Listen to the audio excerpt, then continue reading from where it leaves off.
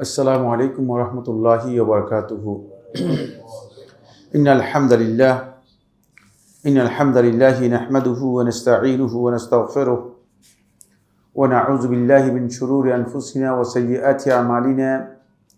من يهده الله فلا مضل له ومن يضلل فلا هادي له وأشهد أن لا إله إلا الله وحده لا شريك له وأشهد أن محمدا عبده ورسوله.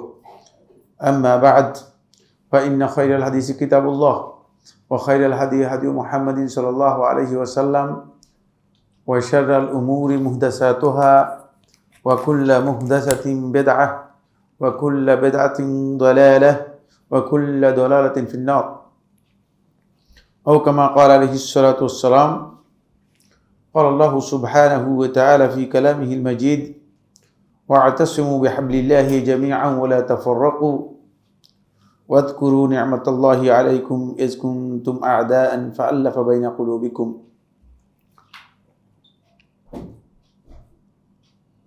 عن أبي هريرة رضي الله تعالى عنه قال: قال رسول الله صلى الله عليه وسلم: إن الله تعالى يرضى لكم ثلاثا ويكره لكم ثلاثا، فيرضى لكم أن تعبدوه ولا تشركوا به شيئا، وأن تعتصموا بحبل الله جميعا ولا تفرقوا، وأن تناصحوا من والله الله أمركم، ويكره لكم قيل وقال وكثرة السؤال وإضاعة المال. أخرجه الإمام مسلم في صحيحه. সম্মানিত আজকের এই গুরুত্বপূর্ণ হালাকাতুল জিকিরের উপস্থিত দিনী ভাই বোনেরা, শুরুতে আল্লাহ সুবহানাহু ওয়া তাআলার অসংখ্য শুকরিয়া যে মহান রাব্বুল ইজ্জত ওয়াল জালাল আমাদেরকে মেহেরবানি করে ইয়ামুল জুমার এই গুরুত্বপূর্ণ একটি সময়ে একটি ইলমি মজলিসে একত্রিত হওয়ার তৌফিক দিয়েছেন। এই জন্য আল্লাহ সুবহানাহু ওয়া তাআলার শুকরিয়া আদায় করি, আলহামদুলিল্লাহ, হামদান কাসীরান তাইয়িবান মুবারাকান ফিহ। আমরা সালাফদের মানহাজের উপর অনেক লম্বা একটি আলোচনা আপনাদের সাথে শেয়ার করে আসছি, একটি কিতাবকে সামনে রেখে। যে কিতাবটি আমাদের সামনে রয়েছে, আজকে যে পয়েন্টটি আমরা আলোচনা করব সেটা হচ্ছে দশম মূলনীতি। এই পর্যন্ত যে আলোচনা হয়েছে আমরা 9টি মূলনীতির উপর কথা বলেছি। গত পর্বে আমরা যে মূলনীতিটি আলোচনা করেছিলাম সেটা হচ্ছে মুসলিম উম্মার বিজয়, এবং মুসলিম উম্মার মূলত উত্তরণের পথ হচ্ছে একটাই, সেটা হলো, আপনাদের খেয়াল আছে কিনা, আল ইলমুন নাফি', উপকারী জ্ঞান, এবং আল আমালুস সালেহ, এবং নেক আমল, ভালো আমল। আজকের যেই বিষয়টি, এটি খুবই গুরুত্বপূর্ণ এবং খুবই ইম্পর্টেন্ট বিষয়, সেটা হচ্ছে ইন্নাহুম ইয়াতাকিদুনা আন্নাল জামাআতা আসলুন মিন উসুল দীনিহিম। এটা সালাফদের মানহাজ। সলফে সালিহিনগণ দৃঢ় প্রত্যয় পোষণ করেন যে আল জামাআ, মুসলিম উম্মার ঐক্যবদ্ধ থাকা, মুসলিম উম্মা ঐক্যবদ্ধ থাকা এবং একত্রিত থাকা, এটি মুসলিম উম্মার পরস্পর বিভেদ ও বিচ্ছিন্নতা লিপ্ত না হওয়া, এটা দ্বীনের অন্যতম মৌলিক যে বিষয়গুলো রয়েছে তার মধ্যে একটি মূলনীতি। মুসলিম উম্মা ঐক্যবদ্ধ থাকবে, জামাআত মুসলমানদের থাকবে, এবং মুসলিমরা জামাআত থেকে কি হবে না, বিচ্ছিন্ন হবে না। এই জায়গায় খুবই গুরুত্বপূর্ণ অনেকগুলো বিষয় রয়েছে যেগুলো আমাদের আজকের আলোচনায় আসা দরকার, এবং আমরা চেষ্টা করব আপনাদের সামনে তুলে ধরার জন্য, যদি আমাদের ইনশাআল্লাহ তাআলা সুযোগ হয়, যেহেতু এই পয়েন্টটি খুবই গুরুত্বপূর্ণ। আমি লেখক যে বিষয়গুলো লিখেছেন সেগুলোর দিকে প্রথমে দৃষ্টি আকর্ষণ করে তারপরে এর সাথে সম্পৃক্ত যে কথাগুলো আছে সেগুলো দৃষ্টি আকর্ষণ করব। অনেকগুলো দলিল রয়েছে, কোরআনে কারীমের অনেকগুলো দলিল আছে। মুসলিম উম্মাহ জামাতবদ্ধ থাকবে, ঐক্যবদ্ধ থাকবে, তারা পরস্পর বিভেদ এবং বিচ্ছিন্নতায় লিপ্ত হবে না, এবং মুসলমানদের যে সামগ্রিক যেই ঐক্য আছে সেটার সাথে মুসলিমরা সম্পৃক্ত থাকবে। একটি আয়াত কোরআনে কারীমে সূরা আলে ইমরানের তিনি দলিল হিসেবে উল্লেখ করেছেন, সেটা হলো সূরা আলে ইমরান 103 নম্বর আয়াত। সূরা আলে ইমরান 103 নম্বর আয়াত, এটা সকলেই দলিল হিসেবে পেশ করেন কোরআনে কারীমের এই আয়াতটি। ওয়া'তাসিমু বিহাবলিল্লাহি জামিআন ওয়া লা তাফাররাকু, তোমরা আল্লাহর রজ্জুকে আঁকড়ে ধরো, জামিআন সম্মিলিতভাবে, সবাই একত্রিত হয়। ওয়া লা তাফাররাকু, তোমরা তাফাররুক বা বিচ্ছিন্নতা অবলম্বন করো না। তাফাররুক হচ্ছে মানে বিভিন্ন ফেরকা এবং বিভিন্ন দল উপদলে বিভক্ত হয়ে যাওয়া। বিচ্ছিন্নতা, তোমরা বিচ্ছিন্নতা অবলম্বন করো না বা বিচ্ছিন্নতা যাবে না। এখানে একটা নির্দেশ আল্লাহর পক্ষ থেকে, সেটা হচ্ছে আল-ইতিসাম বিহাবলিল্লাহ, সহজ কথায় বললে। আর একটা হচ্ছে আল্লাহ তাআলার পক্ষ থেকে নিষেধ, সেটা হলো আদামুত তাফাররুক, কোনোভাবে ফেরকাবন্দি গ্রুপিং দল দলাদলিতে যেতে পারবে না। এখান থেকে দুইটাই স্পষ্ট হচ্ছে, যেটা সেটা হলো আমাদেরকে জামাতবদ্ধ হতে হবে মুসলিমদের, এটা অপরিহার্য। আবার মুসলিমরা দল উপদলে বিভক্ত হতে পারবেন, এটাও কি অপরিহার্য। তাহলে কিভাবে আপনি জামাতবদ্ধ হবেন আর দল উপদল থেকে বাঁচবেন কিভাবে? ঠিক না? তাফাররুক থেকে বাঁচতে হলে মুসলিমরা নিজেদের ইসলামের যে এন্টিটি রয়েছে, ইসলামের যে পরিচয় রয়েছে, এই পরিচয়ের বাইরে অন্য কোনো পরিচয় তারা কোনো দল, গোষ্ঠী অথবা সংগঠন করতে পারবে না। এটা হচ্ছে ফেরকাবন্দি।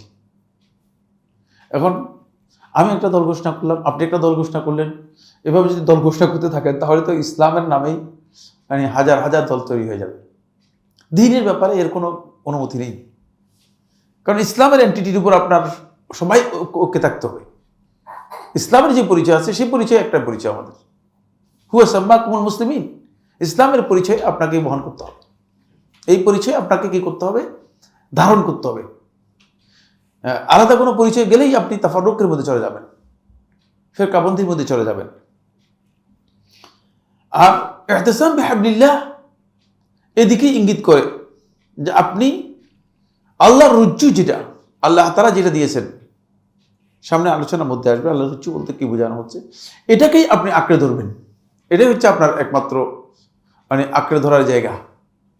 সুতরাং আপনার এটা আল্লাহর রজ্জু কিনা, আপনি যেটা মানে আমাকে বলতেছেন যে আপনার সাথে সম্পৃক্ত হওয়া, যেটা আল্লাহর রজ্জু কিনা নাকি আল্লাহর রজ্জু নয়।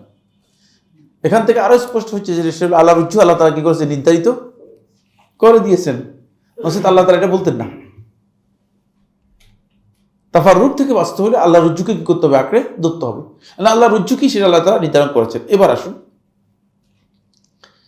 আব্দুল্লাহ ইবনে মাসউদ রাদিয়াল্লাহু তাআলা ইয়াতে তাফসীরের মধ্যে বলেন, হাবলুল্লাহ, আল্লাহর রজ্জু হচ্ছে আল জামাআহ, মুসলমানদের জামাতের সাথে মিশে থাকবে, একসাথে থাকবে, বিচ্ছিন্ন কোনো জামাত নয়। রাওয়াহু ইবনে জারীর তাবরি রাহিমাহুল্লাহ তাআলা তার তাফসীরের মধ্যে উল্লেখ করেছেন, ওয়াফি হাদিসিল ইফতিরাক, মুসলিম উম্মার বিভক্তির যে হাদিস রাসূলুল্লাহ সাল্লাল্লাহু আলাইহি ওয়াসাল্লাম বলেছেন, সেই হাদিসের মধ্যে এসেছে লাম্মা সুইলা আনিল ফিরকাতিন নাজিয়া, যখন রাসূলুল্লাহ সাল্লাল্লাহু আলাইহি ওয়াসাল্লামকে প্রশ্ন করা হলো ওই ফেরকা সম্পর্কে যারা নাজাত প্রাপ্ত ফেরকা, ফেরকায়ে নাজিয়া সম্পর্কে, নাজাত প্রাপ্ত ফেরকা সম্পর্কে যখন রাসূলুল্লাহ সাল্লাল্লাহু আলাইহি ওয়াসাল্লামকে জিজ্ঞেস করা হলো, তখন তিনি বলেছেন ক্বালা হিয়াল জামাআহ, সেটা হচ্ছে আল জামাআহ, মানে মুসলমানদের যেই মুসলিম উম্মার সামগ্রিক যে জামাআ রয়েছে, এই জামাতকে মূলত বোঝানো হয়েছে, এটাকে বোঝানো হয়েছে। ফলে এই দুইটি কথা থেকে বোঝা যাচ্ছে মুসলিমরা অবশ্যই, মুসলমানরা সামগ্রিক মুসলিমদের যে জামাত রয়েছে সেই জামাতের সাথে মুসলিমরা ঐক্যবদ্ধ থাকবে, সেখান থেকে তারা বিচ্ছিন্নতা লিপ্ত হবে না বা বিচ্ছিন্নতার পথ গ্রহণ করবে না। কোরআনে কারীমের আরো অনেকগুলো দলিল রয়েছে এর সাথে সম্পৃক্ত, মানে এখানে শুধুমাত্র এই দলিলটি উল্লেখ করা হয়েছে। তারপর আমরা দেখবো ইনশাআল্লাহ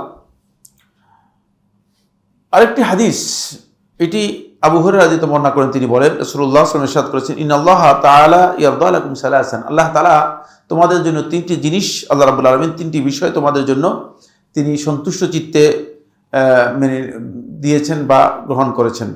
ওয়ায়াকরাহু লাকুম সালাসান, আর তিনটি বিষয় তোমাদের জন্য আল্লাহ তাআলা পছন্দ করেন।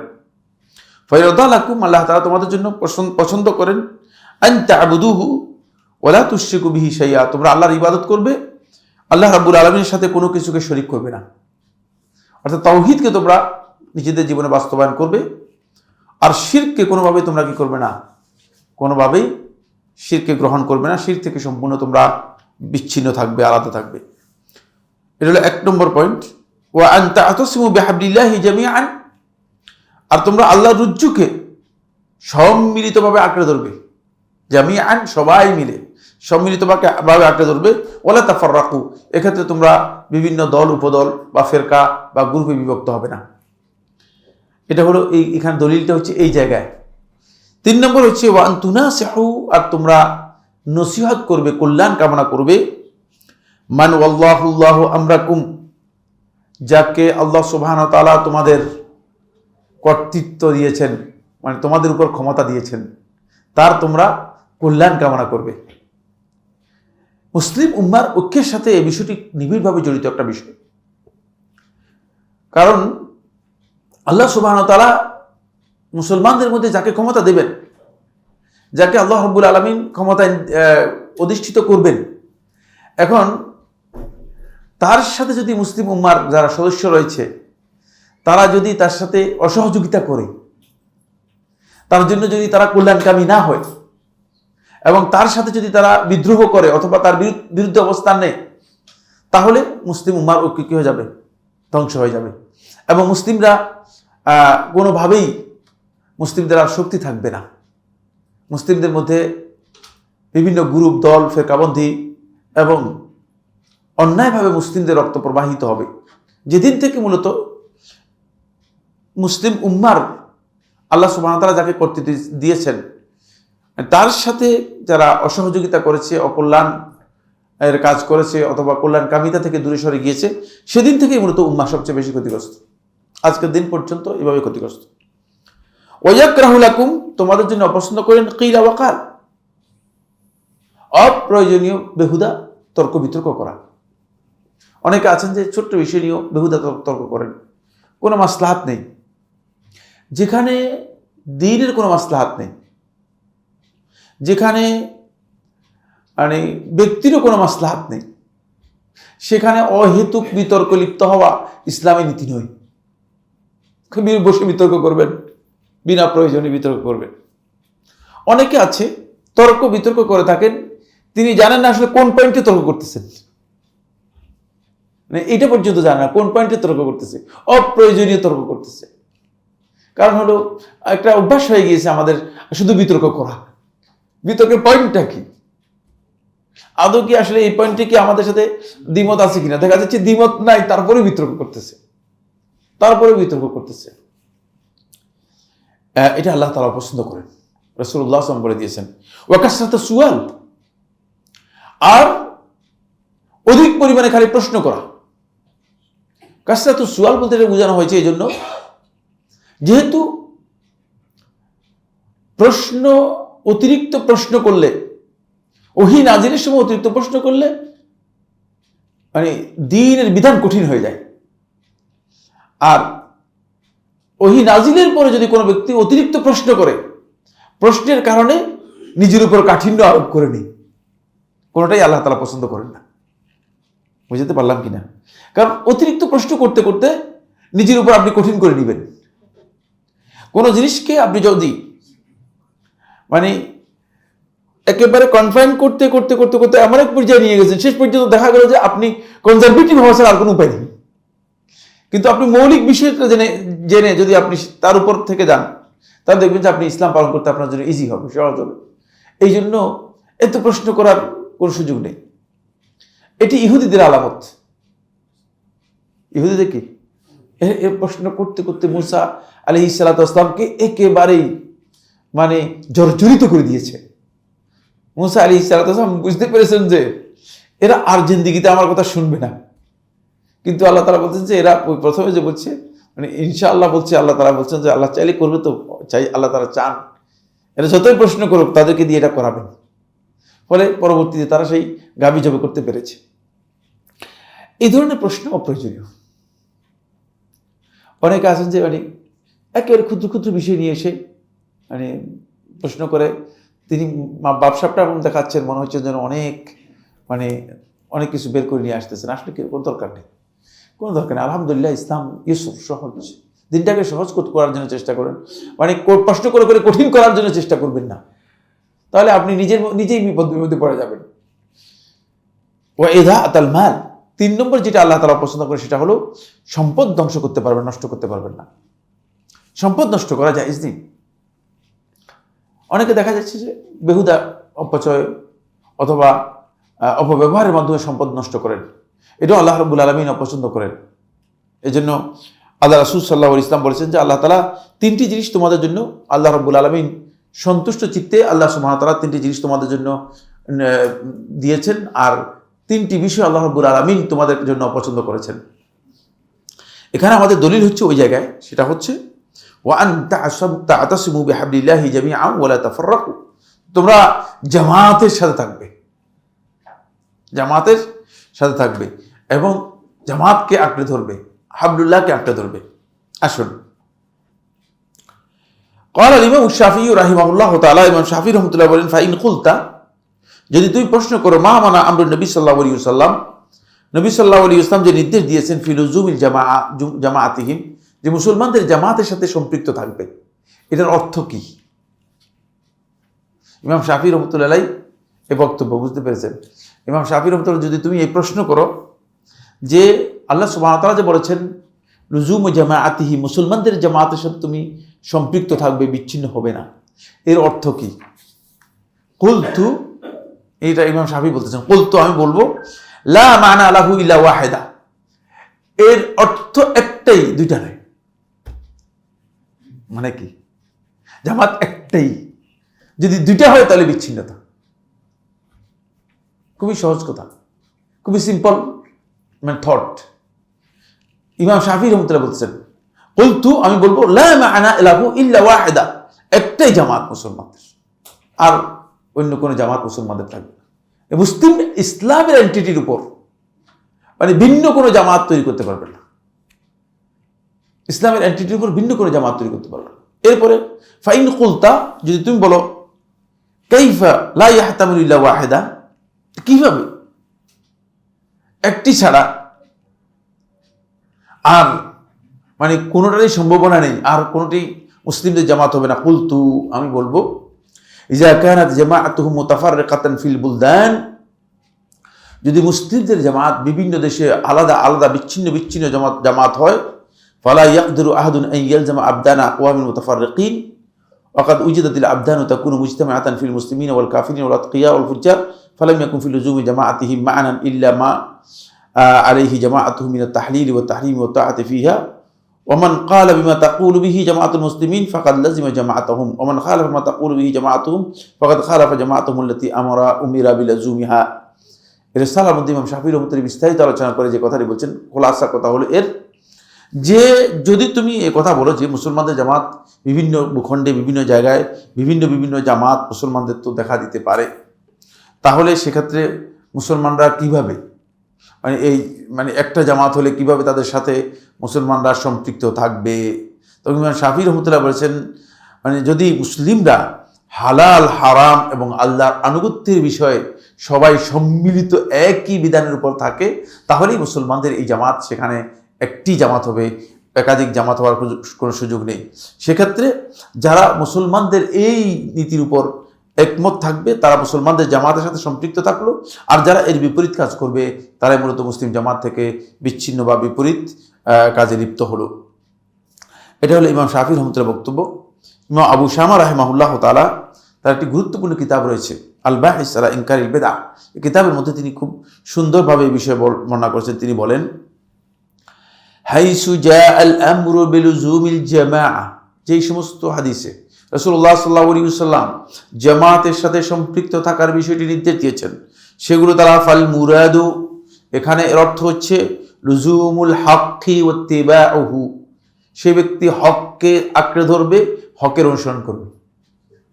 মানে জামাতকে তিনি ডিফাইন করেছেন এভাবে, এর ডেফিনিশন দিয়েছেন এভাবে, বলেছেন যে এখানে হক এর সাথে যদি একমত হয়ে যায় তাহলে কি জামাত থেকে বিচ্ছিন্ন হবে না, তাহলে জামাত থেকে বিচ্ছিন্ন হওয়ার কোনো সুযোগ নেই।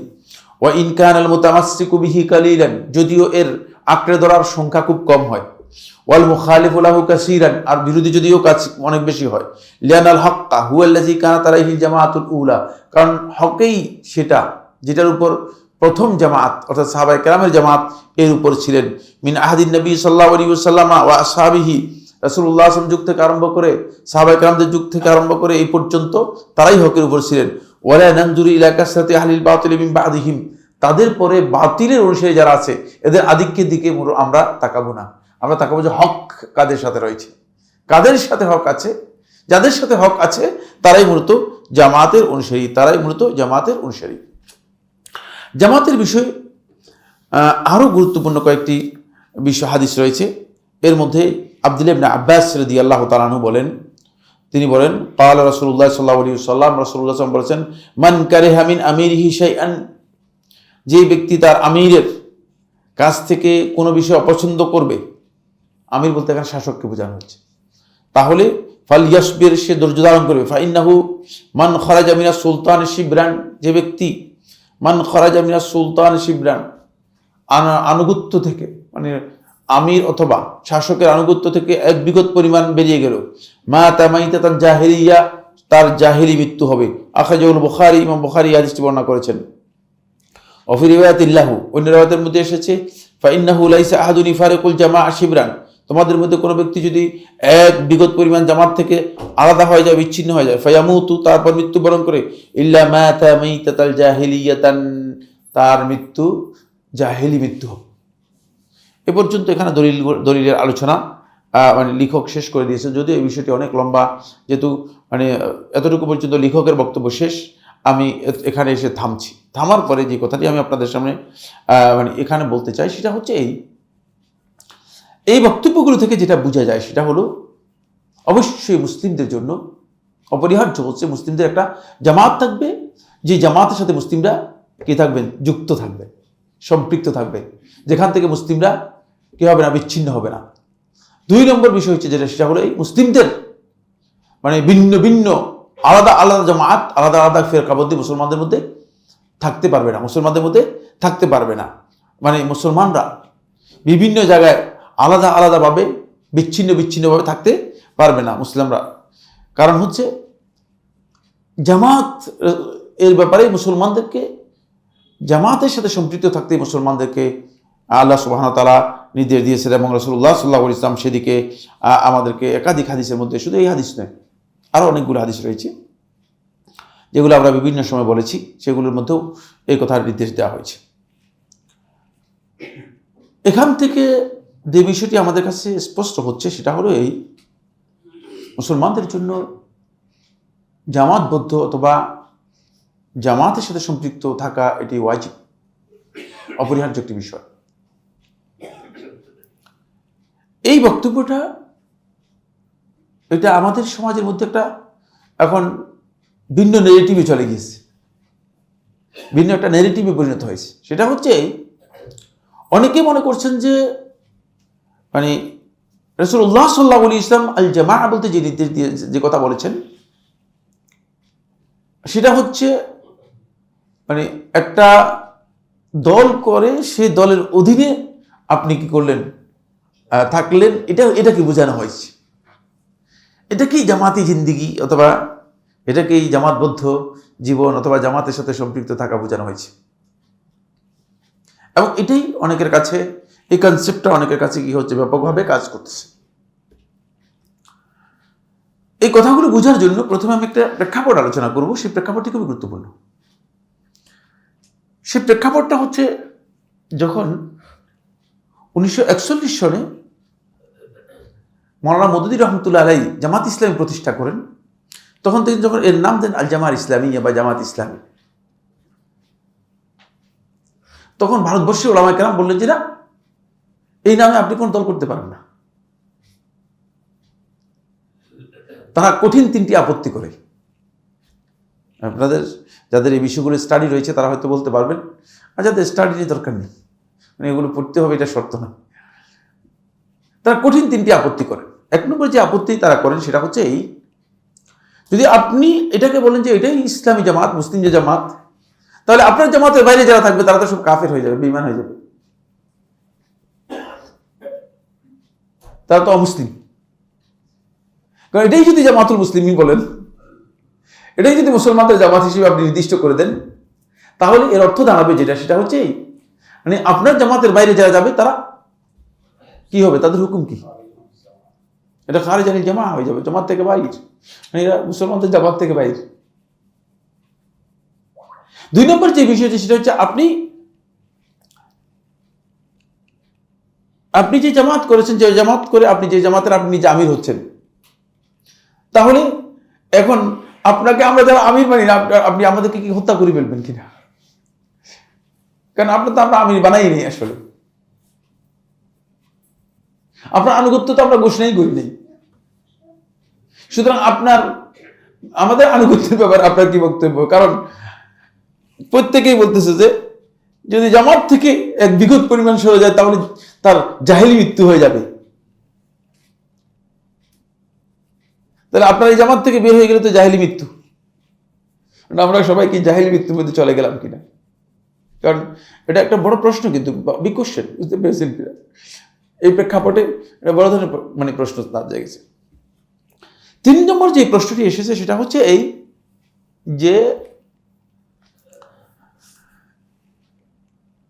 এই যে জামাআতুল মুসলিমিন বা আল জামা আল ইসলামিয়া, মুসলমানদের জামাত,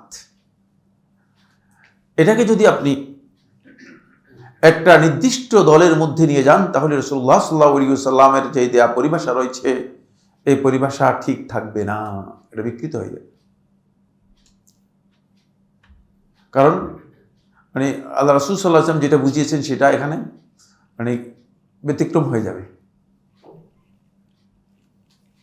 পরবর্তীতে তিনি অবশ্য আপনারা তার বই যারা পড়েছেন, নিশ্চয় কেউ কেউ পড়েছেন, কেউ কেউ পড়েন নাই, আমি সমস্ত বই পড়েছি, একটা কোণে বাদ দিয়েছি আমার জানা নেই, বুঝতে পেরেছেন কিনা? সুতরাং তিনি তার বইতে এই বিষয়ে বিস্তারিত উত্তর দিয়েছেন। তিনি তার উত্তর দিয়েছেন যে আমি যে জামাতের কথা বলছি, এটা রাসূল সাল্লাল্লাহু আলাইহি ওয়াসাল্লাম যে আল জামাত বলেছে, এই জামাত এটা হচ্ছে আমার নিজস্ব দল। তিনি এটাকে দলের সংজ্ঞায় নিয়ে গিয়েছেন। যাই হোক, সেটা আমার আলোচ্য বিষয় না। আমি যে বিষয়টি আলোচনা করতে চাচ্ছি সেটা হচ্ছে এই জামাতের এই হাদিসগুলোকে এখন অবলম্বন করে একদল লোক অথবা অনেক লোকই দেখা যাচ্ছে যে এগুলোকে অবলম্বন করে মানুষদেরকে ব্যাপকভাবে মিসগাইডেড করতেছে। বলছে ইসলাম জামাতে জিন্দিকে অপরিহার্য করেছে, জামাতবদ্ধ থাকতে অপরিহার্য করেছে, সুতরাং আসেন। কেউ বলছে আমরা সংগঠন করি, কেউ বলছে আমরা দল করি, কেউ বলছে আমরা তারপরে গ্রুপ করি, কেউ বলছে আসেন আমরা। আমার কাছে এরকম প্রচুর আসে, বলছে সাইফুল্লাহ ভাই একেবারে হাক্কানি মানে সত্যিকার হকপন্থী তো সালাফদের মানহাজের উপর লোক নেই, আপনাকে সঙ্গে মিলে একটা দল করি। আমি বলছি তাহলে আরেকটা ফেরকা করলাম। কারণ যে আয়াতের মধ্যে আল্লাহ সুবহানাহু ওয়া তাআলা ফিরকাবন্দিকে নিষেধ করেছেন, এই ফিরকাবন্দির অর্থই হচ্ছে ওয়ালা তাফাররাকু আই ওয়ালা তাতাহাজ্জাবু, তোমরা কোনো দল তৈরি করো না। আল্লাহ ওই জন্য ইমাম শাফিঈ রাহমাতুল্লাহ বলতেছেন লা মানা লাহা ইল্লা ওয়াহিদা, একের অতিরিক্ত দ্বিতীয় হলে বুঝতে হবে যে এর মধ্যে বিচ্ছিন্নতা আছে, এর মধ্যে বিচ্ছিন্নতা আছে। একটাই হচ্ছে মুসলমানদের জামাত, মুসলিম যে জামাতের একটাই হচ্ছে মুসলিমদের জামাত হবে। ফলে এই কারণে একটা মিসগাইডেড বক্তব্য দেওয়া হচ্ছে, সেটা হলো জামাতের যে হাদিসগুলো রাসূলুল্লাহ সাল্লাল্লাহু আলাইহি ওয়াসাল্লাম বলেছেন মুসলিম জামাতের সাথে সম্পৃক্ত থাকার জন্য, সেটাকে সবাই যারা বিভিন্ন দল বা গোষ্ঠী করছে অথবা বিভিন্ন সংগঠন করছে তারা এজেন্ডা নিয়ে করতেছে।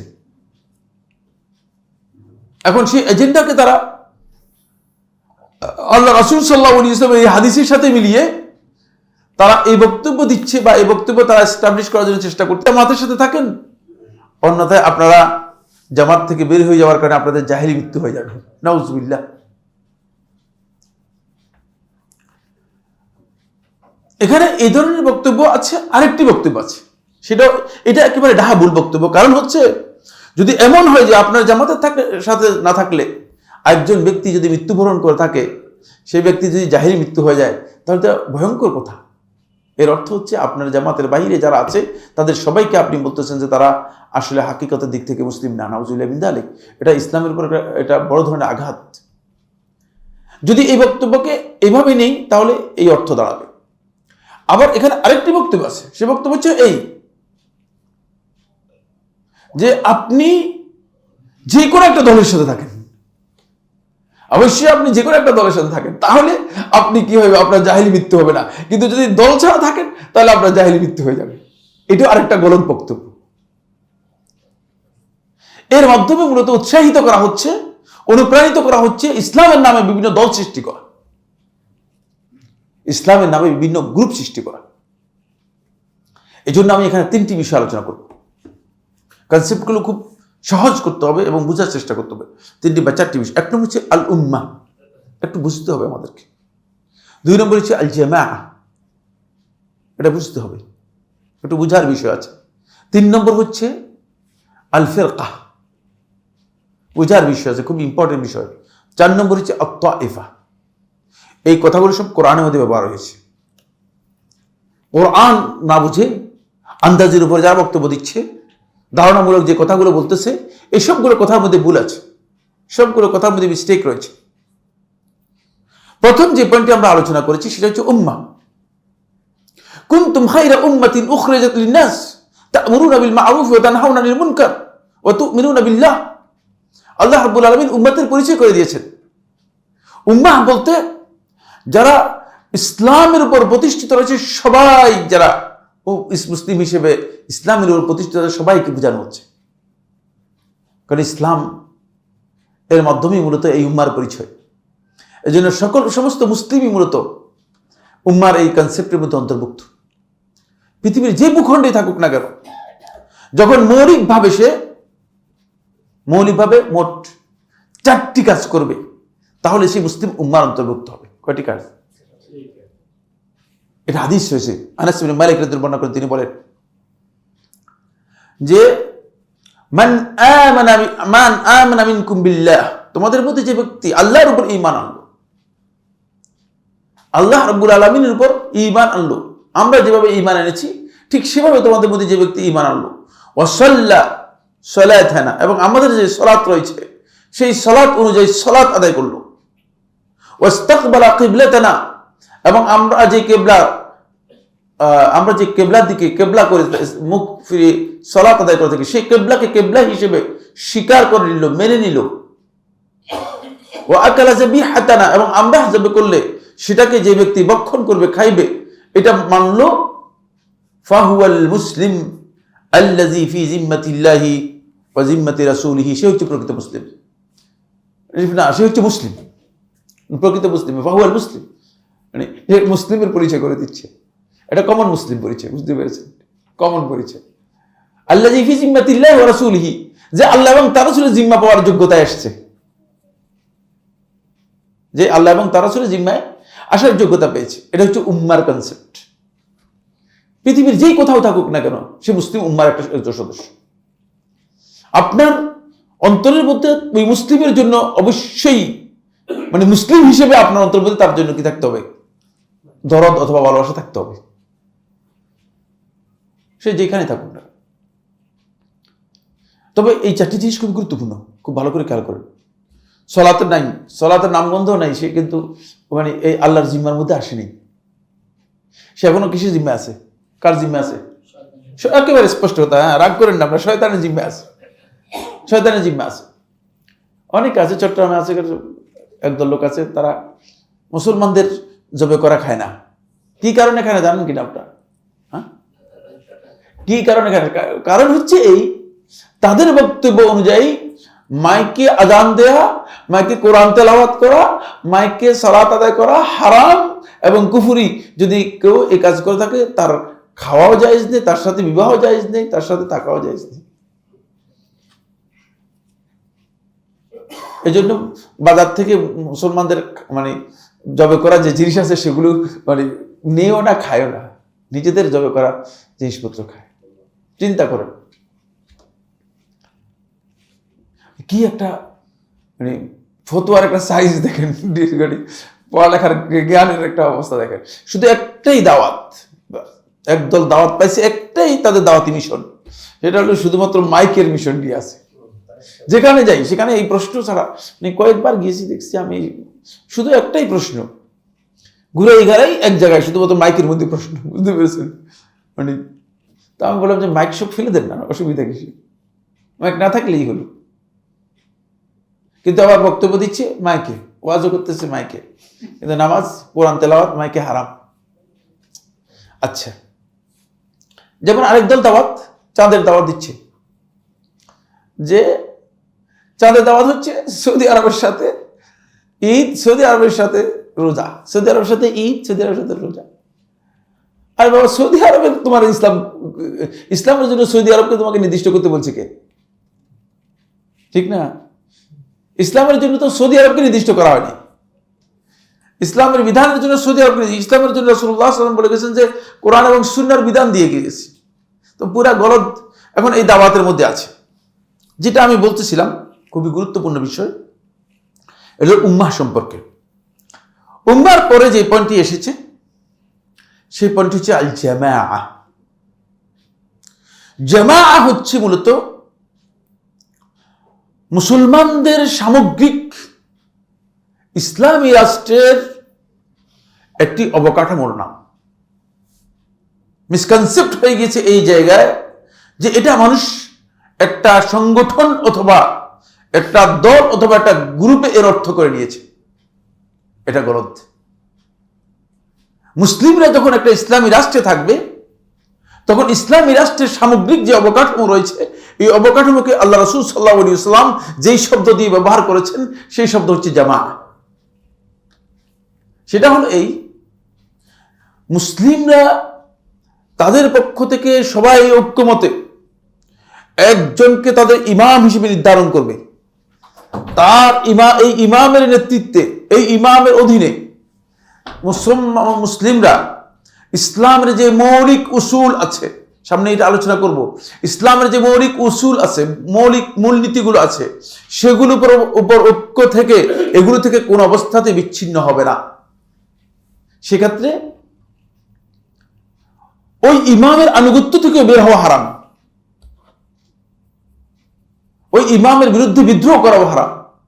যে ইমাম, মুসলিমরা কি করেছে, মুসলিমরা ঐক্যমতে যে ইমামকে নিজের দায়িত্ব দিয়েছে অথবা আল্লাহ রাব্বুল আলামিনের পক্ষ থেকে তাদেরকে দায়িত্ব দেওয়া হয়েছে, এর অধীনে গোটা মুসলিম উম্মাহ একসাথে থাকাটা, এটার নাম হচ্ছে জামাআহ। এখানে বিচ্ছিন্ন কোনো গ্রুপ তৈরি করার কোনো সুযোগ নেই, আলাদা কোনো গ্রুপ তৈরি করতে পারবেন না। এটাকে রাসূলুল্লাহ সাল্লাল্লাহু আলাইহি ওয়াসাল্লাম হাদিসের মধ্যে আল জামাআহ শব্দ ব্যবহার করেছেন, অথবা জামাআতুল মুসলিমিন, যেমন অন্য হাদিসের মধ্যে এসেছে লুজুমু জামাআতিল মুসলিমিন। রাসূলুল্লাহ সাল্লাল্লাহু আলাইহি ওয়াসাল্লাম হাদিসের মধ্যে বলেছেন যে কোন ব্যক্তি যদি এই তিনটি ইতিকাদ, লা ইয়াতাকিদু কলবু মুসলিমিন ইল্লা আলা সালাসি খিসালিন দাখালাল জান্নাহ, যদি কোনো মুসলিম ব্যক্তি তার অন্তরের মধ্যে এই তিনটি ইতিকাদকে, এই তিনটি মানে মৌলিক আকীদাকে পোষণ করে ঠিকঠাক মতো, কোনো ধরনের ব্যতিক্রম না করে, তাহলে দাখালাল জান্নাহ, সে জান্নাতি হবে। এক নম্বর হচ্ছে ইখলাসুল আমালি লিল্লাহ, আমলটা একমাত্র আল্লাহর জন্য হতে হবে। এটি ইবাদতের সাথে জড়িত বিষয়। কিসের সাথে জড়িত বিষয়? শিরক থেকে বাঁচার বিষয়, তাওহীদের মৌলিক বিষয়, শিরক থেকে আলাদা হচ্ছে। দেখছেন মূলনীতিগুলো বলা আছে এখানে, কিন্তু এখানে এটা এই রাওয়ায়াতটি আনাস ইবনে মালিক থেকে বর্ণিত, দারমি বর্ণনা করেছে তার সুনানের মধ্যে, কিন্তু এখানে সুনান তিরমিজির মধ্যে যায়েদ ইবনে সাবিত আল আনসারী রাদিয়াল্লাহু বর্ণিত আরেকটি রাওয়ায়াত রয়েছে।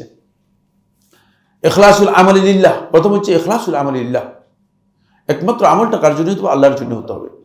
এরপরে দুই নম্বর যে বিষয়টি সেটা হলো মুনাসাহাতু উলাতিল আমর।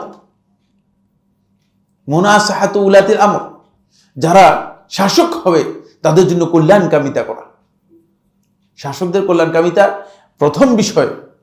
কারণ হলো শাসকদের যদি আপনি অসহযোগিতা করেন, যখন মনে করেন এখন একটা সরকার হয়েছে, কিছুদিন বাহ বাহ করতেছিল লোকেরা, বাঘ বাকুম অবস্থা, কিন্তু এখন দেখতেছে টালমাটাল হয়ে যাচ্ছে, টালমাটাল হয়ে যাচ্ছে। কারণ হলো কি?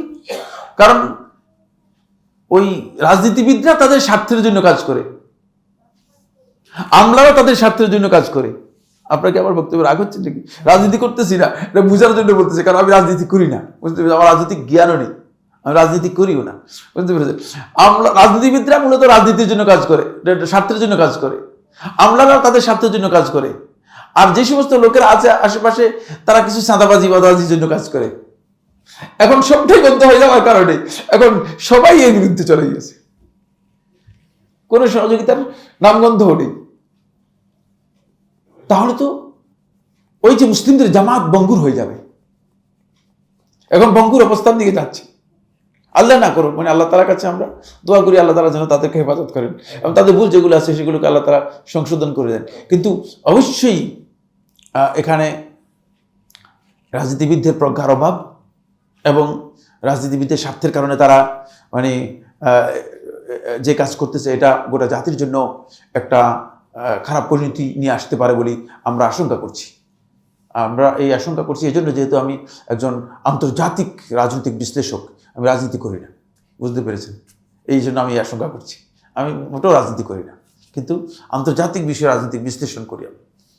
তো এই জায়গায় আমি মানে এখান থেকে বলছি, যেটা আমার এই আশঙ্কা খুবই মানে নিবিড়ভাবে আমি দেখতেছি যে একটা আশঙ্কা দেখা যাচ্ছে, কারণ সহযোগিতা করে না, কারোর সহযোগিতা করে না। যাই হোক, এই জন্য আল্লাহ রাসূল সাল্লাল্লাহু আলাইহি ওয়াসাল্লাম এখানে স্পষ্ট করেছেন, সেটা হচ্ছে এই মুনাসাহাতু উলাতিল আমর, যাদেরকে আল্লাহ সুবহানাহু ওয়া তাআলা কর্তৃত্ব দিবেন, শাসন দিবেন, তো এদেরকে যদি আপনি অসহযোগিতা করেন তাহলে চালাতে পারবে কিনা দেশ? ওসমান ইবনে আফফান রাদিয়াল্লাহু তাআলা আনহু, আল্লাহ রাসূল সাল্লাল্লাহু আলাইহি ওয়াসাল্লামের এত কাছের মানুষ, যে ওসমান রাদিয়াল্লাহু তাআলা আনহু রাসূলুল্লাহ সাল্লাল্লাহু আলাইহি ওয়াসাল্লামের হাতে তার সম্পদ সব তুলে দিলেন ইসলামের জন্য, সেই ওসমানের বিরুদ্ধে আপনি ব্লেম নিয়ে আসছেন। কি জাতি চিন্তা করে মানুষগুলো, তারা ব্লেম নিয়ে আসছে। সম্পদ দেওয়ার কারণে রাসূলুল্লাহ সাল্লাল্লাহু আলাইহি ওয়াসাল্লাম তাকে একবার দুইবার না তিনবার জান্নাতের সুসংবাদ দিয়েছেন, সেখানে তার ব্যাপারে ব্লেম নিয়ে আসতেছে মানুষগুলো, এত অসহযোগিতা। তারপর আলী ইবনে আবি তালিব রাদিয়াল্লাহু তাআলা আনহু, যার প্রজ্ঞা এবং ইলমের ব্যাপারে রাসূলুল্লাহ সাল্লাল্লাহু আলাইহি ওয়াসাল্লাম নিজেই সাক্ষ্য দিয়েছেন। আলী রাদিয়াল্লাহু তাআলার সামনে মানে মসজিদের মধ্যে দাঁড়িয়ে একজন কোরআন শরীফ উঁচু করে বলতেছে যে, আলী, তোমার মাঝে আর আমাদের মাঝে এই কিতাব ফয়সালা করবে, তুমি আল্লাহর কিতাব থেকে সরে গেছো, কাফের হয়ে গেছো। কি মনে করেন? কত কঠিন বিষয়গুলো। এবং তাকে হত্যা করা হয়েছে, যারা হত্যা করেছে তারা বলেছে কাফের ছিল, এই হত্যা করা হয়েছে। নাউযুবিল্লাহি মিন যালিক। এবার বুঝেন বিষয়টা কত ভয়ঙ্কর। তার কারণ হচ্ছে এই যে উলাতুল আমর, তাদের যেই অসহযোগিতা করাটা কত ভয়ঙ্কর বিষয়, এটা বুঝার জন্য আমি এই কথাগুলো বলছি। এগুলো বুঝতে হবে। এই জন্য আল্লাহ রাসূল সাল্লাল্লাহু আলাইহি ওয়াসাল্লাম বলে গিয়েছেন, এটা প্রত্যেকটি ঈমানদার ব্যক্তির অন্তরের মধ্যে থাকতে হবে। 3 নম্বর, লুজুমু জামাআতিহিম, মুসলমানদের জামাতের সাথে সম্পৃক্ত থাকতে হবে, আলাদা হওয়ার সুযোগ নেই। কারণ বিচ্ছিন্ন হয়ে যাবেন তো তখন শয়তান এবং শয়তানের দোসররা এসে কানে কানে বলবে যে এটা করলে ভালো হবে।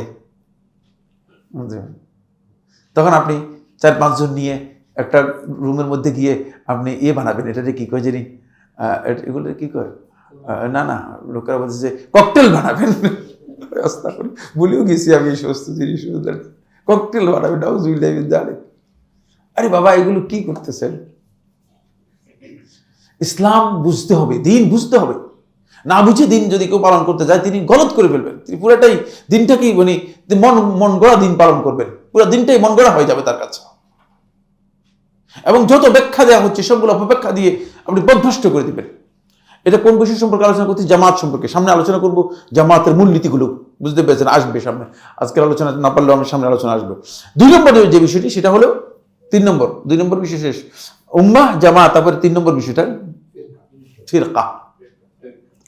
ফিরকা শব্দটি কোরআনে কারীমের মধ্যে, খুব ভালো করে খেয়াল করুন, খুব ইম্পর্টেন্ট বক্তব্য। ফিরকা শব্দটি কোরআনে কারীমের মধ্যে 2 জায়গায় 2 ধরনের টার্মিনোলজিতে এসেছে। মৌলিকভাবে আল্লাহ সুবহানাহু ওয়া তাআলা ফিরকা শব্দটি ব্যবহার করেছেন, আল্লাহ সুবহানাহু ওয়া তাআলা ফি মাকানিল মাযাম্মাহ, তিরস্কার করার জন্য। এটা আল্লাহ তাআলার কাছে অপছন্দনীয়। এই আয়াতের মধ্যে এবং একাধিক আয়াতের মধ্যে রয়েছে যেখানে আল্লাহ সুবহানাহু ওয়া তাআলা ফিরকা ব্যবহার করেছেন তিরস্কারের জায়গায়। ফিরকা হচ্ছে সুনির্দিষ্ট কোনো চিন্তাধারা নিয়ে, সুনির্দিষ্ট কোনো টার্গেট নিয়ে অথবা সুনির্দিষ্ট কোনো চিন্তাধারা নিয়ে আপনি যে কোনো ধরনের দাওয়া অথবা নারা কাকে বলে, কে বলতে পারে? আওয়াজ। Yes, very good. নারা হচ্ছে নারে তাকবীর। নারা সেখান থেকে এসেছে, ফার্সি শব্দ থেকে আরবিতে ব্যবহার হচ্ছে, এখন আরবিতে ব্যবহার হয় নারা, মানে আওয়াজ করা। আপনি যে সুনির্দিষ্ট কিছু আফকার থেকে, সুনির্দিষ্ট কিছু চিন্তাধারা দেয়, আপনি যদি সেখানে মানে ওই চিন্তাধারাগুলোর জন্য আপনি একটা মানে আওয়াজ, স্লোগান তুলেন, এজেন্ডা নিয়ে কাজ করেন, তাহলে এটা হচ্ছে ফেরকা। এটা হলো যেই ফেরকার ব্যাপারে আল্লাহ তাআলা তিরস্কার করেছেন, রাসূলুল্লাহ সাল্লাল্লাহু আলাইহি ওয়াসাল্লাম তিরস্কার করেছেন। এবং হাদিসের মধ্যে আল্লাহ রাসূল সাল্লাল্লাহু আলাইহি ওয়াসাল্লাম আবু হুরায়রা বর্ণিত হাদিসের মধ্যে বলেছেন, ওয়াসাতাফতারিকু উম্মতি আলা 73 ফিরকা, আর অচিরেই আমার উম্মত 73 ফিরকায় বিভক্ত হয়ে যাবে। ওই ফিরকা বুঝিয়েছে, বুঝতে পেরেছেন? এক দলের এজেন্ডা আরেক দলের এজেন্ডার সাথে মিল নেই। বেল্লবীদের এজেন্ডা কি রাফিজিদের সাথে মিল নেই, রাফিজিদের এজেন্ডা বাতিনিদের সাথে মিল নেই, বাতিনিদের এজেন্ডা জাহমিয়াদের সাথে মিল নেই, জাহমিয়াদের এজেন্ডা মুতাজিলাদের সাথে মিল নেই। এগুলো আমরা আলোচনা মানে এখানে আলোচনা করি নাই। আমার প্রত্যেকটা ফেরকার উপর আলাদা আলাদা আলোচনা আছে, দীর্ঘ আলোচনা করেছি। মানে প্রত্যেকটি ফেরকার উপর আলাদা আলাদা আলোচনা রয়েছে। তাদের মানে আকীদা এবং চিন্তাধারা, তারা মূলত দাওয়াতি দিচ্ছে মূলত ফেরকার জন্য, তারা দাওয়াতি দিচ্ছে ফেরকার জন্য, তাদের কাজই হচ্ছে ফেরকার জন্য, দ্বীনের জন্য নয়। এইভাবে যারা ফেরকার জন্য দাওয়াত দিয়ে থাকে তারা ফেরকা, বুঝতে পেরেছেন? এদের লক্ষণ হচ্ছে এই, এরা আহলে হাদিসগণ, মুহাদ্দিসিনগণ অথবা সালফে সালেহিনগণ উল্লেখ করেছেন যে এরা, আপনি যখন আলোচনা করবেন, কমন আলোচনা করবেন, তখন কমন আলোচনার মধ্যে এগুলো বলবে না। এই আমাদের কমন আলোচনার পরে দুজনকে ওইদিকে নিয়ে ওই রুমে নিয়ে বলবে যে ভাই এরকম এরকম, মানে এরকম এরকম করবো আমরা। এটা হচ্ছে ফেরকা। সালাফগণ এই কথা তাদের কিতাবের মধ্যে উল্লেখ করেছেন। কোনো বিষয়, ইসলাম এমন কোনো বিষয় নেই যেখানে গুঞ্জাইশ আছে, গোপনে আলোচনা করার বিষয় আছে। তাহলে কেন আপনি গোপনে আলোচনা করবেন? দিনের কোনো বিষয় আপনার ব্যক্তিগত মানে ব্যক্তিগত বিষয় হলে, আপনার গোপন বিষয় হলে, আপনার এটা সতরের বিষয় হলে আপনি ব্যক্তিগতভাবে আলোচনা করতে পারেন। কিন্তু ইসলামের কোনো বিষয় হলে সেটা ব্যক্তিগত আলোচনা করার অথবা আলাদা করে একজনকে দুইজনকে আলাদা করে নিয়ে আলোচনা করার কোনো বিধান ইসলামের মধ্যে নেই। মসজিদের মধ্যে আলোচনা করবেন, দ্বীনের ব্যাপার স্পষ্ট আলোচনা করবেন, মসজিদের ওই কোণার মধ্যে একটা ফেরকা করবেন, এই কোণার মধ্যে একটা ফেরকা করবেন, এর অর্থ হচ্ছে আপনি আসলে অন্য কিছুর দিকে মানুষদেরকে ডাকছেন, অন্য কোনো চিন্তা আপনার মধ্যে কাজ করতেছে। ইসলামের বিধান একেবারে স্পষ্ট, এখানে এই ফেরকার জায়গা নেই, এই ফেরকাবন্দি করার সুযোগ নেই। আসুন, এটাকে আল্লাহ সুবহানাহু ওয়া তাআলা তিরস্কারের জায়গায় উল্লেখ করেছেন। আবার এক জায়গায় ফেরকাকে আল্লাহ রাব্বুল আলামিন তিরস্কারের জায়গায় উল্লেখ করেন কোরআন কারীমের মধ্যে। সেখানে ফেরকা বলতে বোঝানো হয়েছে ফেরকাতুল আমল। মানুষকে আল্লাহ রাব্বুল আলামিন আমলের দিক থেকে মানুষের জন্য আল্লাহ তাআলা কিছু ফেরকা করেছেন, মানে বিভাজন করেছেন, কিছু গ্রুপ তৈরি করেছেন। এটি আল্লাহ সুবহানাহু ওয়া তাআলা সূরা তাওবার মধ্যে বলেছেন যে ফালাউলা নাফারা মিন কুল্লি ফিরকাতিন মিনহুম তাইফাতুল লিতাফাক্কাহু ফিদ-দীন ওয়া লিয়ুনযিরু কওমাহুম ইযা রাজাউ ইলাইহিম লাআল্লাহুম ইয়াহযারুন। এই আয়াত থেকে বোঝা যাচ্ছে যে ফালাউলা নাফারা মিন কুল্লি ফিরকাতিন, তাদের মধ্যে থেকে, কারণ এই দলের কাজ হচ্ছে ইলম অর্জন করবে, এই দলের কাজ হচ্ছে মানে যুদ্ধ করবে, এই দলের কাজ হচ্ছে মানুষদেরকে সহযোগিতা করবে, এই দলের কাজ হচ্ছে ইসলামী রাষ্ট্রের পাহারা দিবে। আমলের দিক থেকে আল্লাহ সুবহানাহু ওয়া তাআলা তাদেরকে কি করেছেন? বিভক্ত করেছেন। এজন্য এই যে বিভিন্ন ফেরকা রয়েছে তাদের মধ্য থেকে একটা গোষ্ঠী যারা তলাবুল ইলমের জন্য লিয়াতাফাক্কাহু ফিদ-দীন, দ্বীনের গভীর জ্ঞান অর্জন করার জন্য তারা যেন বের হয়। কারণ গভীর জ্ঞান যদি আপনি দ্বীন অর্জন করতে না পারেন তাহলে দ্বীন থাকবে কিনা? দ্বীন থাকবে না। দ্বীন না থাকলে ইসলাম থাকবে কিনা? দ্বীন না থাকলে ইসলামও থাকবে না। এজন্য এখানে খুবই গুরুত্বপূর্ণ বিষয় হচ্ছে যে অবশ্যই একদল লোক দ্বীনের গভীর জ্ঞান অর্জন করার জন্য কি করতে হবে? তাদেরকে আসতে হবে। এই দ্বীনের এই গভীর জ্ঞানের নাম হচ্ছে ফিকহ। এটা আল্লাহ তাআলা ফিকহ, এটাকে আল্লাহ সুবহানাহু ওয়া তাআলা কোরআনের মধ্যে ব্যবহার করেছেন। কোরআনের মধ্যে এই শব্দ রয়েছে। ফিকহ হচ্ছে দ্বীনের গভীর জ্ঞান অর্জন করা, দ্বীন সম্পর্কে ভালো করে বোঝা। এরপরে 4 নম্বর সর্বশেষ যে বক্তব্য সেটা তাইফা। তাইফা বলা হয় তাকে একটি গোষ্ঠীকে, যারা কাজের জন্য একটা সুনির্দিষ্ট কাজ আঞ্জাম দেওয়ার জন্য যারা কি করে থাকে, দায়িত্ব পালন করে থাকে, এদেরকে তাইফা বলা হয়েছে। এদেরকে আল্লাহ সুবহানাহু ওয়া তাআলা কোরআনে কারীমের মধ্যে তায়েফা শব্দ ব্যবহার করেছেন। ওয়াল তাকুম মিনকুম উম্মাতুন ইয়াদউনা ইলাল খায়রি ওয়া ইয়া'মুরুনা বিল মা'রুফ ওয়া ইয়ানহাউনা আনিল মুনকার। এই আয়াতের মধ্যে উম্মাহ বলতে সমস্ত আহলুত তাফসীর করেছেন এখানে তায়েফাকে বোঝানো হয়েছে। কারণ মিনকুম দিয়ে আল্লাহ সুবহানাহু ওয়া তাআলা নির্দিষ্ট করে দিয়েছেন তায়েফা, তোমাদের মধ্যে থেকে একটা তায়েফা থাকবে, একটা গোষ্ঠী থাকবে। এই জন্য আল্লাহ সুবহানাহু ওয়া তাআলা আল্লাহ রাসূল সাল্লাল্লাহু আলাইহি ওয়াসাল্লাম যখন ফিরকায়ে নাজিয়া কিয়ামত পর্যন্ত তাদের অস্তিত্বের এবং তাদের বৈশিষ্ট্যের কথা যখন বর্ণনা করেছেন, রাসূলুল্লাহ সাল্লাল্লাহু আলাইহি ওয়াসাল্লাম হাদিসের মধ্যে বলেছেন, সহিহ বুখারী riwayat-এর মধ্যে এসেছে, লা তাযালু তাইফাতুম মিন উম্মতি, আমার উম্মতের মধ্যে এক গোষ্ঠী মানে একটা বড় গোষ্ঠী লোক তারা কি থাকবে, তাইফাতুম মিন উম্মতি যাহিরিন আলাল হক, যারা হকের উপর সুপ্রতিষ্ঠিত থাকবে, হকের উপর সব সময় প্রতিষ্ঠিত থাকবে। সেখানে তাইফা বলতে একটা জনগোষ্ঠীকে বোঝানো হয়েছে, একটা গ্রুপকে গোষ্ঠীকে বোঝানো হয়েছে।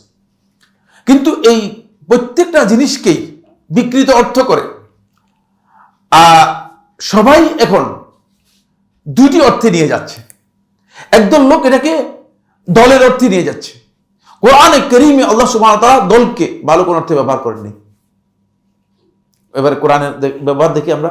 আল্লাহ তাআলা যখন দলের কথা বলেছেন তখন আল্লাহ তাআলা বলতেছেন, কুল্লু হিজবিন বিমা লাদাইহিম ফারিহুন, প্রত্যেক দল, কুল্লু হিজবিন, হিজব শব্দ কোরআনে আছে, কুল্লু হিজবিন বিমা লাদাইহিম ফারিহুন, তাদের কাছে যা আছে এতেই তারা খুব আনন্দিত, খুশি, আমাদেরটা আমাদের ঠিক, আর আপনারা পথভ্রষ্ট আছেন, আমরা ঠিক আছি।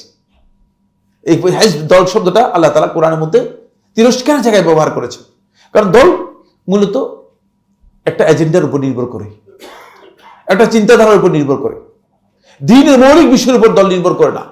এই জন্য জামাতের অর্থ যারা দল করেছেন তারা জামাতের ব্যাপারে মিসকনসেপ্ট দিয়েছেন, ভুল কনসেপ্ট দিয়েছেন। আল্লাহ রাব্বুল আলামিন একেবারেই স্পষ্ট করে দিয়েছেন দল বলতে কি বোঝায়। কেউ কেউ এটাকে সংগঠন অর্থ করে ফেলছেন, যে সংগঠন করা। সংগঠন শব্দটি কোরআনে কারীমের মধ্যে আসে নাই, রাসূলুল্লাহ সাল্লাল্লাহু আলাইহি ওয়াসাল্লাম হাদিসের মধ্যে আসে নাই। সংগঠনের আরবি শব্দ হচ্ছে তানজিম অথবা মুনাদ্দেমা, মানে যেটাকে মুনাদ্দেমা বলা হয় থাকে, মানে মানুষদেরকে একত্রিত করার জন্য কি করা, কোন একটা সংগঠন তৈরি করা। এই সংগঠন তৈরি করা যদি সুনির্দিষ্ট কোনো এজেন্ডা ভিত্তিক হয়ে থাকে এবং এর জন্য সুনির্দিষ্ট কোনো এজেন্ডা বা দাওয়াতি এজেন্ডা থাকে, তাহলে ইসলামী শরীয়তে হারাম, জায়েজ নেই, কোনো সন্দেহ নেই, জায়েজ নেই। কিন্তু যদি এটা শুধুমাত্র দাওয়াতকে তানজিম করার জন্য, মানুষকে দাওয়াত দেওয়ার জন্য, তাহলে ইসলাম এটা বৈধ, ইসলাম নিষিদ্ধ না। কারণ হচ্ছে মানে এখন এখানে যদি দাওয়াতি সেন্টার না থাকতো, এখানে আলোচনা করা সম্ভব হতো কিনা। এই দাওয়াতি সেন্টারটাকে মানে চালানোর জন্য অবশ্যই একদল লোক থাকতে হবে না। এটা হচ্ছে শুধুমাত্র দাওয়াতের জন্য। যদি দাওয়াতকে তানজিম করার জন্য হয়ে থাকে তাহলে এটা বৈধ, এটা ইসলাম অনুমোদন দেয়। শুধু কেবল দাওয়াতের জন্য আপনি সেখানে কোন প্রকারের ওয়ালা এবং বারা থাকতে পারবে না। মানে আমরা এই সংগঠনের লোক, আপনারা ওই সংগঠনের লোক। আমাদের সংগঠনে আসলে আপনি হেদায়েতের উপর থাকবেন, আর আরেক দলের ওই সংগঠনে গেলে আপনি হেদায়েত থেকে বিচ্যুত হয়ে যাবেন। এটা হলে তাহলে এটা ইসলাম নয়। খুবই ক্লিয়ার কথা, এটা ইসলাম নয়। আর যদি সংগঠনের টার্গেট হয় শুধুমাত্র দাওয়াত ইলাল্লাহের কাজ করার জন্য, এজেন্ডা ছাড়া, নির্দিষ্ট এজেন্ডা ছাড়া দাওয়াত কাজ করার জন্য, তাহলে এটা ইসলামে নিষিদ্ধ নয়, আপনি করতে পারবেন। কিন্তু সেখানে অবশ্যই এই বিষয়ে নিশ্চিত করতে হবে যে আল ওয়ালা লিল ইসলাম ওয়াল বারা লিল আহলিল কুফর। মুসলিম হলেই তার সাথে আপনার সম্পর্ক, সুসম্পর্ক থাকতে হবে। যেহেতু আপনি ডিএস সেন্টার আসেন নাই, আর ভাই আপনি এই সম্পর্কে বলেন না, পথভ্রষ্ট, আউযুবিল্লাহ, এটা শয়তানি মানহাজ। এই মানহাজ কি? শয়তানের মানহাজ, এটা মুসলমানদের মানহাজ নয়। এইটা কোন অবস্থাতে ইসলাম বৈধ অনুমোদন দেয় না। কিন্তু সেটাই আমরা এখন বেশি কি করতেছি, প্রমোট করার জন্য চেষ্টা করতে পারছি। এই জন্য আমাদের এখানে খেয়াল রাখতে হবে, এক নম্বর বিষয় হচ্ছে আল জামাতের সাথে থাকার ব্যাপারে রাসূলুল্লাহ সাল্লাল্লাহু আলাইহি ওয়াসাল্লাম যে গুরুত্ব দিয়েছেন, সেই বিষয়টি আমাদেরকে উপলব্ধি করতে হবে এবং সেই জামাত এর বিষয় সম্পর্কে আমাদেরকে জানার জন্য চেষ্টা করতে হবে। আসুন এবার আমরা যাচ্ছি এই বিষয়টি সম্পর্কে আলোচনা করার জন্য। এই জামাতের জন্য মানে সবাই তো বলতেছে, মানে যেই ওয়াজ করে আপনি যেখানেই যান, যেখানেই শুনি, যেখানেই বক্তব্য শুনি, সেখানেই বক্তব্য একটাই, ও আতাসিমু বিহাবলিল্লাহি জামিআন ওয়া লা তাফাররাকু, তোমরা সবাই একমত হও। কিন্তু এরপরে বলে যে আসেন আমাদের দলে আসেন, তাহলে একমত হয়ে যাবেন। তো আপনার দলে গেলে তার একমত হলাম না, আপনার দলভুক্ত হলাম, ঐক্যবদ্ধ তো হলাম না। কিন্তু কেউ তার দল থেকে ছাড়ও দিতে চায় না, বুঝতে পেরেছেন? মানে এমন এক পর্যায়ে আসি আমরা, যে পর্যায়ে দল থেকে বিচ্ছিন্ন হওয়ার কোনো সুযোগ নেই তাদের, কিন্তু তারা ঐক্যের কথা বলতেছে। ঐক্যটা শুধুমাত্র মৌখিক কথা। আল্লাহ সুবহানাহু ওয়া তাআলা খুব সুন্দর করে বলেছেন, তাহসাবুহুম জামিআন ওয়া কুলুবুহুম শাত্তা।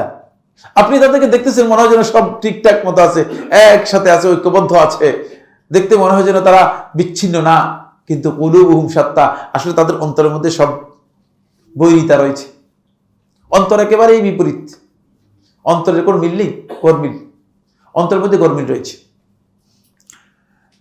ইয়াহইয়া ইবনে মুআয রাজি রাহিমাহুল্লাহ তাআলা এই জামাআতুল মুসলিমিনের উসুল বলেছেন তিনটি। খুব ইম্পর্টেন্ট পয়েন্ট, বুঝতে পেরেছেন কিনা? আর সালফে সালিহিনদের মধ্যে আরো অনেকে বলেছেন যে না, জামাআতুল মুসলিমিনের মূল উসুল হচ্ছে চারটি, যে চারটি উসুলের উপর ভিত্তি করে জামাআতুল মুসলিমিন এটি প্রতিষ্ঠিত হবে। কোন ব্যক্তি যদি এর যে কোনো একটা আসলের ব্যাপারে পথভ্রষ্ট হয়, তাহলে বিভ্রান্ত হয়ে যাবে। আর এই রাসূলুল্লাহ সাল্লাল্লাহু আলাইহি ওয়াসাল্লাম থেকে যুগ থেকে আরম্ভ করে আজকের যুগ পর্যন্ত যত বিভ্রান্তি হয়েছে, বিভ্রান্তি এই চারটি পয়েন্ট হয়েছে। তাহলে এটা খুবই গুরুত্বপূর্ণ পয়েন্ট, চারটি পয়েন্ট হয়েছে। এক নম্বর পয়েন্ট যেটা, সেটা হলো আত-তাওহীদ। এবং তিনি বলেছেন ওয়ালিকুল্লি আসলিম মিনহু জিদ্দুন, এর প্রত্যেকটা মূল নীতির বিপরীত আছে। ফামান ওয়াকাআ ফি আসলিন, যে ব্যক্তি একটি আসলের মধ্যে বিভ্রান্ত হলো, ফাকাদ ওয়াকাআ ফি জিদ্দিহি, সে বিপরীতের মধ্যে পড়ে গেল। কারণ তাওহীদে যার পথভ্রষ্ট হয়েছে সে কি হবে? না, পথভ্রষ্ট মুশরিক, মাঝখান দিয়ে কোনো জায়গা নেই। মানে দিনে আসছেন না রাত্রে আসছেন, আপনি মানে রাতেও আসি নাই, দিনেও আসি নাই। মানে আপনি জিজ্ঞেস করেন ভাই আপনি যে আসছেন কবে আসছেন, রাতে আসছেন না দিনে? ওটা দিনেও আসিনি, রাতেও আসিনি, মানে কি আসছে? তাওহীদে যে পথভ্রষ্ট হলো, সে শিরকের মধ্যে পড়ে গিয়েছে, সে শিরকের মধ্যে আছে। হয়তো সে জানে না শিরকটা কি, এটা হতে পারে, কিন্তু শিরক যে কোনো সন্দেহ নেই, খুবই সহজ কথা। তাহলে প্রথম মূলনীতি হচ্ছে এর জন্য তাওহীদ ঠিক থাকতে হবে। আহলুশ শিরক, যাদের শিরক রয়েছে, এবং শিরক দুই প্রকার আপনারা জানেন, একটা হচ্ছে শিরকে জলি আর হচ্ছে শিরকে খাফি। শিরকে জলি এবং শিরকে খাফি, এই প্রত্যেকটা দুই প্রকার, আবার দুই প্রকার। একটা হচ্ছে শিরকে আকবার আর হচ্ছে শিরকে আসগর। যদি শিরকে জলি হয়ে থাকে এবং সেই শিরকটা যদি শিরকে আকবার হয়ে থাকে, তাহলে আবার দুইটা শর্ত করলাম। একটা হলো শিরক যদি হয়ে থাকে, শিরকে জলি হয়, আর শিরকটা যদি শিরকে আকবার হয়, তার সাথে কোন অবস্থাতে মুসলিমদের ঐক্য তো দূরের কথা, মুসলিমরা তার সাথে কোনো সম্পর্কই থাকবে না। কবরের মধ্যে সিজদা দিচ্ছে, এই ব্যক্তিকে আপনি যদি মনে করেন সম্মানীয় ব্যক্তি, নাউজুবিল্লাহ মিন যালিক, আপনি দিন বুঝেন নেই, যতই সম্মানীয় হোক না কেন। হ্যাঁ, ব্যক্তিগতভাবে বলতে পারেন লোকটা জেন্টেলম্যান, কিন্তু ইসলাম তাকে সম্মান করার কিছু দিয়ে নেই। যে আল্লাহর হক নষ্ট করেছে, তার ব্যাপারে মুসলিমরা অবশ্যই ক্লিয়ার থাকতে হবে, মুসলিমদের অবশ্যই ক্লিয়ার থাকতে হবে। তাহলে প্রথম মূলনীতি হচ্ছে তাওহীদ। যেখানে তাওহীদ থাকবে না, সেখানে আর অন্য কিছু প্রশ্নই আসবে না, সেখানে মানে ঐক্যের মূলনীতি, এটাই হচ্ছে জামাতের মূলনীতি, যে জামাতের ভিত্তি হচ্ছে এগুলো। দুই নম্বর হচ্ছে আস-সুন্নাহ। আস-সুন্নাহ বলতে আপনারা মনে করছেন সুন্নত, না, সুন্নত নয়, ফরজ ওয়াজিব সুন্নত এগুলো নয়। আস-সুন্নাহ হচ্ছে নবী সাল্লাল্লাহু আলাইহি ওয়াসাল্লামের হাদিস।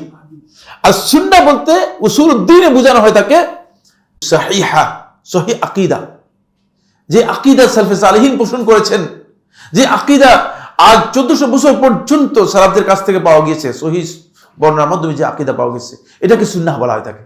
বুঝতে পেরেছেন?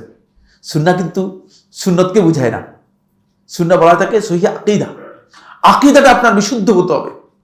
তাওহীদ আছে কিন্তু আকীদার মৌলিক বিষয়গুলো আপনার কি নেই, জানা নেই, তাহলে বুঝতে হবে যে আপনি পথভ্রষ্ট হয়ে যাবেন। এই জন্য কতগুলো মূলনীতি আছে যেগুলো সালাফদের কাছে মানে সুন্নাহর মূলনীতি হিসেবে তারা উল্লেখ করেছেন, সেই মূলনীতিগুলো জানতে হবে। সেই মূলনীতির উপর সুন্নাহ প্রতিষ্ঠিত। এই সুন্নাহ এর বিপরীত হচ্ছে বেদাত।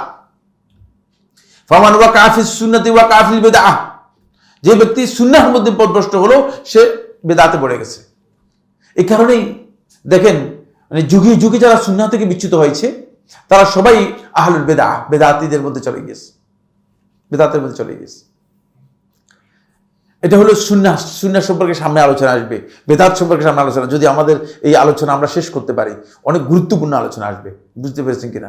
সুন্নাহ কিভাবে আমরা বুঝবো, উসুলুস সুন্নাহগুলো কি জিনিস সেটা আলোচনা আসবে, মানে উসুলুল বেদাহ কি জিনিস সেগুলো আলোচনা আসবে।